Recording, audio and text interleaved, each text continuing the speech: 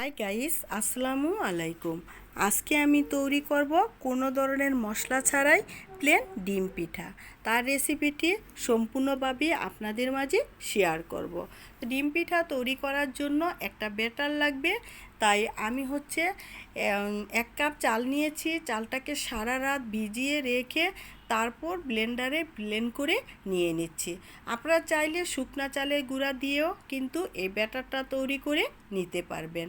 তো ব্যাটার তৈরি করার জন্য ব্যাটারের ভিতর আমি দিয়ে দিলাম স্বাদমতো লবণ আর পানি। পানিটা কিন্তু একসঙ্গে দেওয়া যাবে না, তাহলে কিন্তু পাতলা হয়ে যেতে পারে কিংবা ঘন হয়েও যেতে পারে। তাই আমি 2 থেকে 3 ভাগে পানিটা অল্প অল্প করে দিয়ে তারপর স্মুথ একটা ব্যাটার তৈরি করে নিব। দেন আবার দিয়ে দিচ্ছি পরিমাণ মতো পানি। তবে লক্ষ্য রাখতে হবে যাতে একেবারে পাতলা হয়ে না যায়।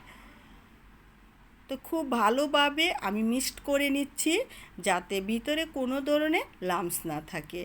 একেবারে স্মুথ করে তারপর ব্যাটারটা আমি তৈরি করে নিলাম। আর ফ্রেন্ডসরা, এরকম প্লেন ডিম পিঠা খেতে কিন্তু অসাধারণ টেস্টি হয়।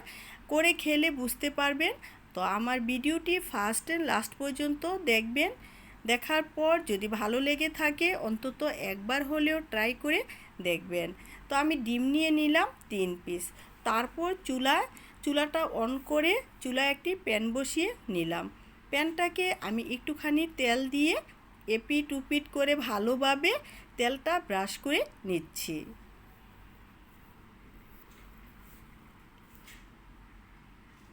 ঠিক এইভাবে তেলটা ব্রাশ হওয়ার পর যখন নাকি প্যানটা গরম হয়ে আসবে তখনই কিন্তু আমি একটা পাতলা টিস্যু নিয়ে নিচ্ছি, কাপড়। সেটা আমি ব্যাটারের ভিতর ঠিক এইভাবে চুবিয়ে চুবিয়ে তারপর আমি পিঠাটা তৈরি করব। বললাম না, এটা কিন্তু একেবারে ইজি একটি পিঠা। আপনারা চাইলে কিন্তু স্পুন দিয়ে ওই কাজটা করতে পারেন, কিন্তু স্পুন দিয়ে করলে কি হবে, এরকম 4টা ভাঁজ আসবে না। কারণ 4টা ভাঁজ আসার পর আমরা কিন্তু ইজিভাবে এই পিঠাটা হোল্ড করে নিতে পারবো। ঠিক এইভাবেই কিন্তু দিতে হবে। আর এই পিঠাটা খেতে এতটা বেশি ইয়াম্মি লাগে, করে খেলে বোঝা যাবে। কারণ এটা ছোট এবং বড় সকলেই কিন্তু অনেক বেশি পছন্দ হবে খেতে।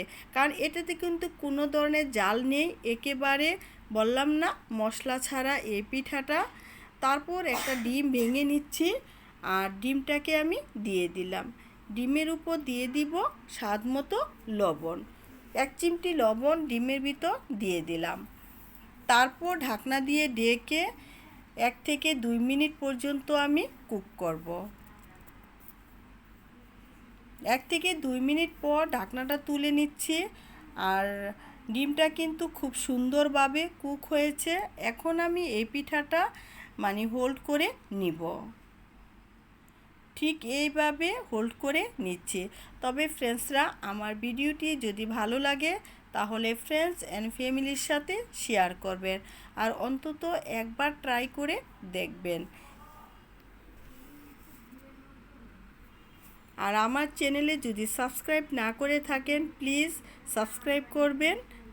আর নতুন নতুন রেসিপি পাওয়ার জন্য আপনারা বেল আইকনটা ক্লিক করে রাখবেন, তাহলে আমি যখন ভিডিও ছাড়ব সাথে সাথে আপনারা পেয়ে যাবেন সবার আগে।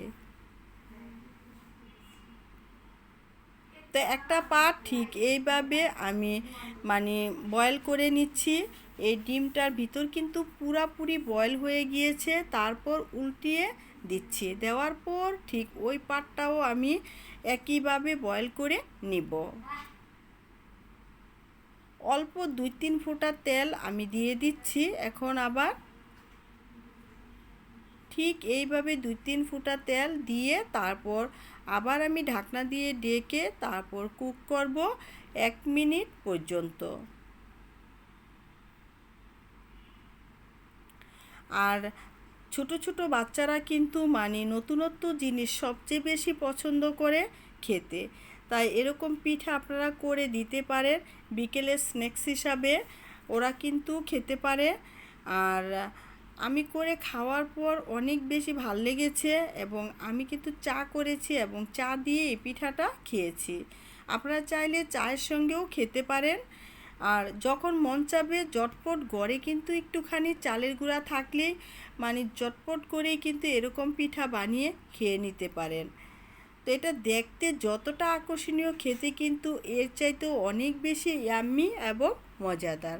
তো হয়ে গিয়েছে আমার অনেক অনেক মজাদার মশলা ছাড়া প্লেন ডিম পিঠা। তো এই পর্যন্তই, সবাই ভালো থাকেন, সুস্থ থাকেন, আল্লাহ হাফেজ।